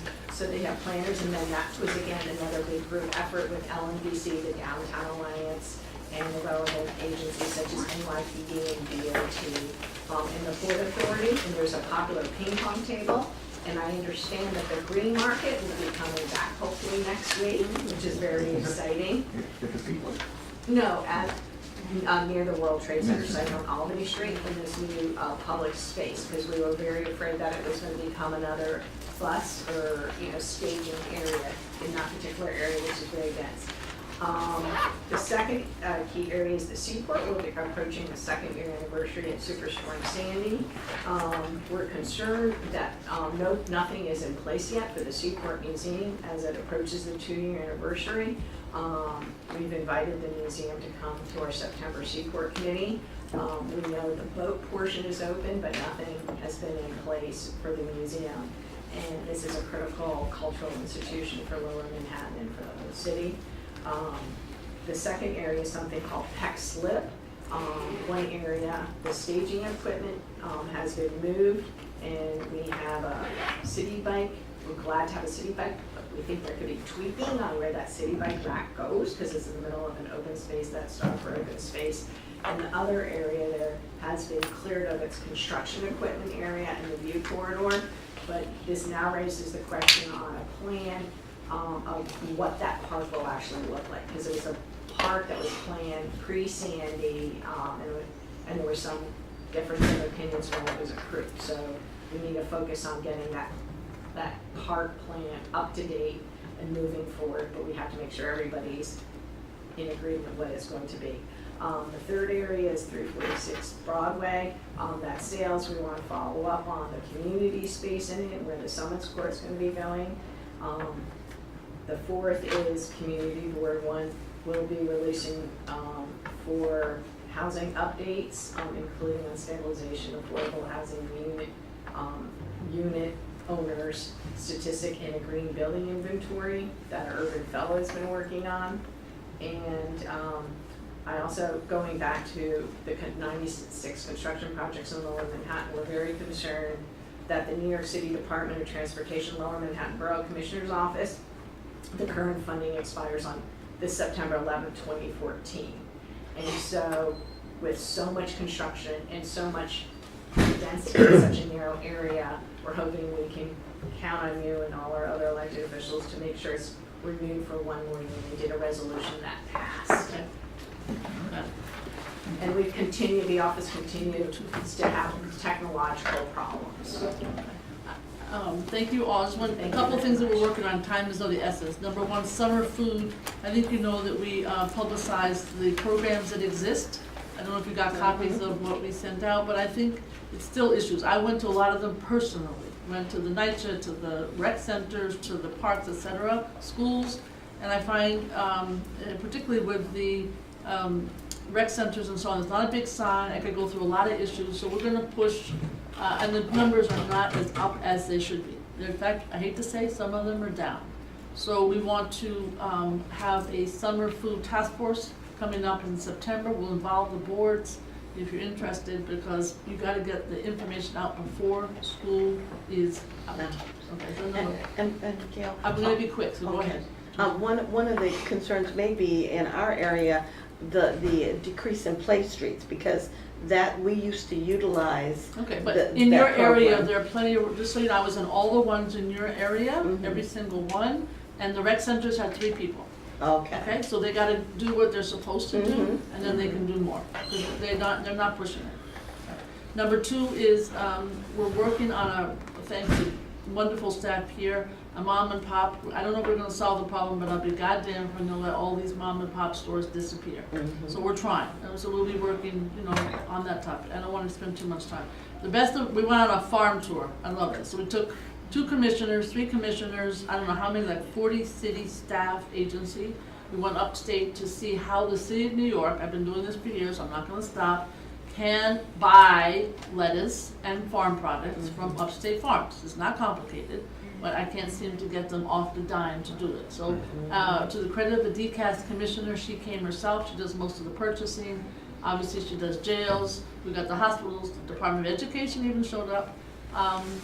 The contract showed up, the head of, the commissioner of aging showed up. I mean, you're talking driving 2 hours, so this was a big commitment. Took the full day, they had a very nice lunch, thank you so much.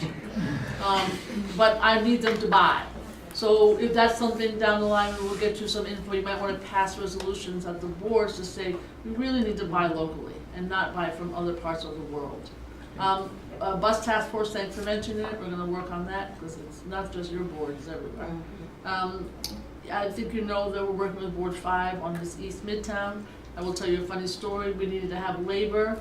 Labor came and met because they couldn't figure out who would represent them. It was hysterical on this task force, and I loved it. I sent a gift to the head of 32BJ because he said we can all share.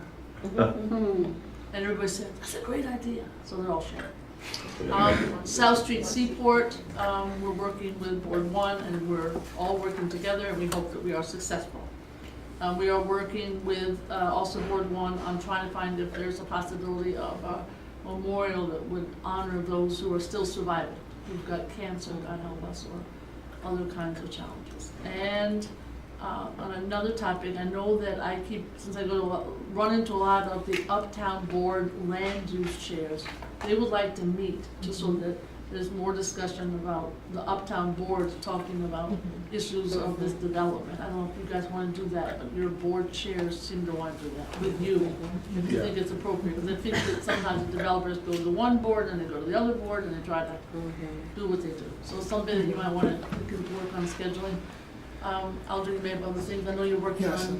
we will have an invitation out to you. We have a social mixer for, as part of the arts education, Arts Forward report. One of the recommendations is to bring cultural institutions and museum heads with principals and school leaders together, so they can know what kind of resources exist for both and what type of partnerships can be forged. That's going to be, we'll send you that. It's going to be sometime at the end of September or the beginning of October. Because that will be uptown, and then we'll do one downtown in the spring. Jesus Perez, our community our liaison, has been in touch with many of you and district managers in terms of your attendance reports. There's still some community boards that have to submit those to us for a 6 months period. I think so far the variation we have from full board attendance from 89% to about 78% on the low end.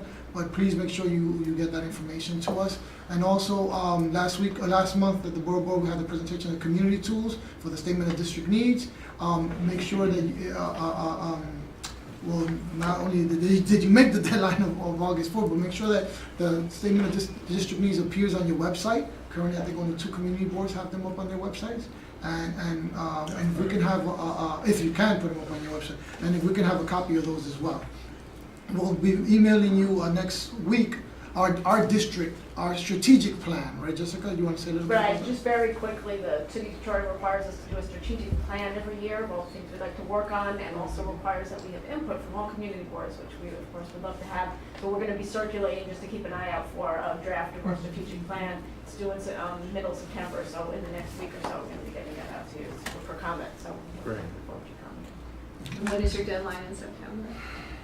It's due, do you remember? No. It's due, I The believe, 19th? I think it's the 16th. You may not make, hold on, Jessica, that's the problem, because they always have to go back through their board structure. So they may not, if you don't make it, I understand, because I was on the board, I know. So if you don't make it, I'm sure we'll figure out, we can do addendums, we can get a little bit late, but just so you know that it's coming, and then you could have comments, okay? So we're clear, yeah. Real quickly, you mentioned the attendance. To the extent that we have an attendance problem, it's with the committees. Is there some protocol or rule for reporting committee attendance? Yes, we're going to roll that out. Our focus during the summer was to get our records accurate and uniform on full board attendance. Yeah. And then Jesus is working on we're reaching out to pretty good everyone on on that. uniformity regarding committee attendance. Okay, good. All right. So Thank you. I would be interested in knowing Okay, what I'll other talk community to boards you. are doing, because, you know, you can have a member who shows up for 5 minutes, signs in, Right. and leaves. And so we're wrestling with this, whether it makes sense. You know, not only is that person present, but do you need a roll call at the beginning of the first resolution and a roll call at the last, so then you know whether they're present or not. The template we submitted has convention definitions for that in terms of taking attendance in the beginning and the end. Yeah, So and we can resend that out so that you can see the recommended conventions of how to track, so that all community boards are tracking them in the same manner. Sure. Aldrin, thank you for working on that and putting together the template. I wanted to know if the plan is that the BP's office is going to have recommendations for boards on attendance, because it's clear that some are tracking lateness or leaving early. It's not something that we've done in CB11, but you know, is the goal to suggest best practices for boards? And the community board bylaws has some instructions for each community board, and we also have some as well. You want to briefly mention? We don't want, I'm speaking from, we don't want to be too strict, but we don't want a whole board to do what Catherine just stated. Right. So, I mean, people have to leave, they have babysitting issues, you know, we've all been there, we know. But that's, so I don't want, I don't know what, he said, I don't want to be so strict. On the other Right. hand, you want Right. people, so we may have to be flexible, right? And that's precisely what the intention was with this reporting system, and I'm gonna pass around something right now. The intent was that we know what's going on as far as attendance. This is not meant to be, okay, if you have a certain number of attendance, you're off. That is not at all the intention here. But we need to know what the attendance looks like on all these boards. And as the representative from CB4 mentioned, yes, we're still working out how we want committee attendance to be reported because How you want, in other words, we're working Right. together on this. Right, and so on this sheet that I'm passing out, the top chart is what a sample full board attendance will look like once it's completed. And we do ask that you send in on the template that we send you. Some of the boards did send in just their usual ways of sending in attendance. And the problem with that is that we have to then go back and retrofit that into our system, which we use for various things. And in one case, a board sent us something that they have sent us before, and it was wrong. It was missing a member. And I spent like an hour trying to figure out why the math didn't come out right. So we take great pains to send you accurate rosters, so please do report those. And ideally, what will happen is this chart gives you the flexibility to track attendances, presences. Some boards track tardies, some track early departures. If you don't track that, fine. You can still use this chart. If you do, you can still use this chart. If you'd like to test it out and try, this chart allows for that. It's flexible. And it's just so that we know, so that if we see, we have some people on some boards who haven't attended once this whole year, we can reach out to them. Because I've reached out to some boards and I said, oh, we noticed this person hasn't been coming. Have you reached out to them? No.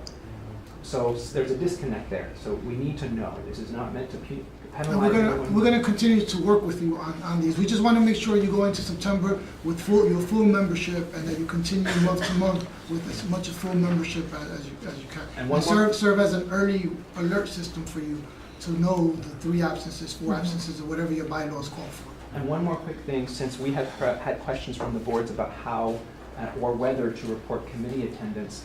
Here, we have 2 ideas about how we're considering asking for committee attendance.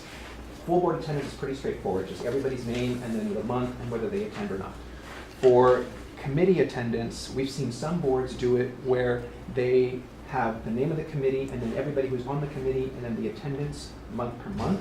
And we've seen some boards do it where they have the name of the member and then all of the committees that they're on and then the attendance. And then the next member, the committees that they're on, and all the attendance.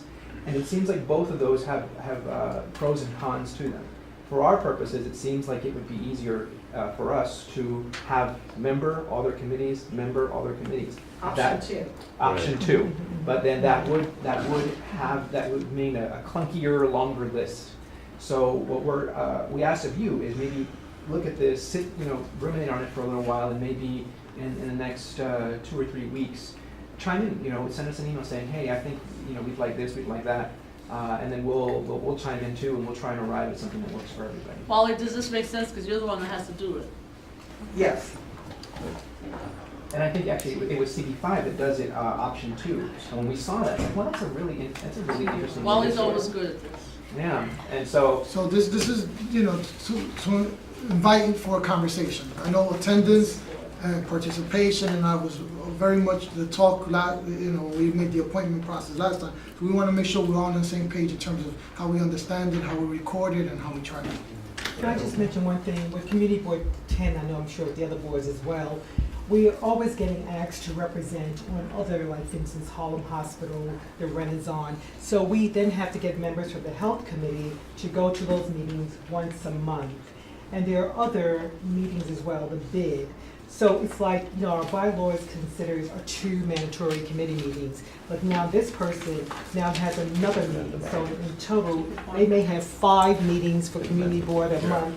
And, so it gets to be like, well, I can't do all of this, so it's like, So you want to know if those other meetings could count for something. Exactly, and this is what I have been, I've done it with a couple of people so far, but I don't want to get out of hand. But we have all of these other organizations saying, No, we Good need a point. community board representation for that. So maybe we could have another column that checks off That- other, other If it's a other monthly. duties. Other service, yeah. Right. And in the appointment Bylaws. application That will process, we do allow count for that. for that second committee. And then just to stress what the borough president said, that we're going to be very, very flexible with this. We want to just know what's going on, the patterns of attendance. This is not meant to penalize anyone. And in fact, one of the things we're tracking is perfect attendance. We're happy to report that on many, many boards, there are boards that have 15, 18, 20, 21 people who, for this whole year, have had perfect attendance. And we're glad to see that. We're gonna try to celebrate them in some way. Yes, we're thinking of sending letters or something, but we're going to figure out a way to also acknowledge the people who've done well, not just make this, oh, this is about the people who aren't coming. So, Catherine, go ahead. Catherine? Sorry, I have a question. So on community board, when you have to be on 2 committees and attend the full board meeting, and then the executive committee requires that if you're head of a committee, you also have to go to the executive committee. So then in fact, you could be going to 4 meetings. That's 4. Okay, so I just want to make sure that's what the other That's what we do, yeah. community boards require too? That's what we, yeah. Okay. Yeah. We require one. What you require one committee? Everyone Just one. must serve on one committee. Why That not was 2? ju- Because our members, before I became chair, changed that in the bylaws. And then when I became chair, I came under attack for putting people on 2 committees, so. I might, when I come, I'm gonna suggest it, that they get Okay, off their good. ass and go to 2. Absolutely. And if you're on the executive committee. Otherwise, they should be on the you need to board. go I can to- say you don't wanna be on the And board, that's fine. Exactly. I got plenty of other people who'd like to be on. Plus Yes, working and groups and forming task them up. force. Yeah. So, so and- what we're trying to do is just, I'm a former community board member myself. Community boards are close to my heart, and as they are to the borough president and the deputy borough president. We want to try and make sure that community boards get all the respect, the recognition, and the resources that they need. And so that it starts with having a solid foundation. Sure. Good records, as we heard from our presenter this morning, good records are key for everything. Information is key for everything, and that's what we're trying to do. We're going to start from the bottom up and then try and do the best we guys. And so the community board chairs know, and we'll be working with the community, with the district managers in the beginning of September. We pretty much have everything worked out with Do It regarding emails for community board members. And that the email has within brackets, board member, but that has to be worked out in terms of logistics through the district managers in terms of making sure that that gets done. But we wanted to give you a heads up. And any communication we have with district managers in this regard, we obviously will copy you on it. Do As people we- know as what we're we're talking talking, about? yes, Everybody Yes, knows? everybody knows. Yes. Can I just say one more thing? Leave of absences. We don't do it, it's just, We do. we don't. We do. And that's been a very important thing for us because we've had some members who were really very viable members. One whose husband, for instance, had open heart surgery and it was difficult. So by her being able to take a leave of absence, you know, she didn't end up in attendance trouble. And once everything was back, she was back on course. We've only, since I've been chair, I've only had one situation where the person, you know, didn't seem like it really worked because after the leave, they didn't come back. Is there any criteria, I mean, for anything, I mean, you know? Yes, it like has to be in writing and it needs to be an emergency, a family situation or Emergency, work not, situation. I'm going Not to just school I'm for gonna 6 take, months. no. Well, we did Go to for individuals who were working to get a professional degree, especially that was related to the work they were doing on the board. We had a young man who was given a leave of absence. Why don't we do for this, that. we'll circulate whatever people have, Right. right? Okay, so you know. It's I been know- worked We have well. different guidelines. Yeah, because I know Yeah. Board 7 has different Yeah. ones. Okay, Okay, so why don't we great. circulate what, you know, people have or don't, right, Right. we'll circulate those. Okay, great. Any last announcements? Okay, motion to adjourn? Very helpful. So, Second? Thank you very much. Thank you very much. Thank you.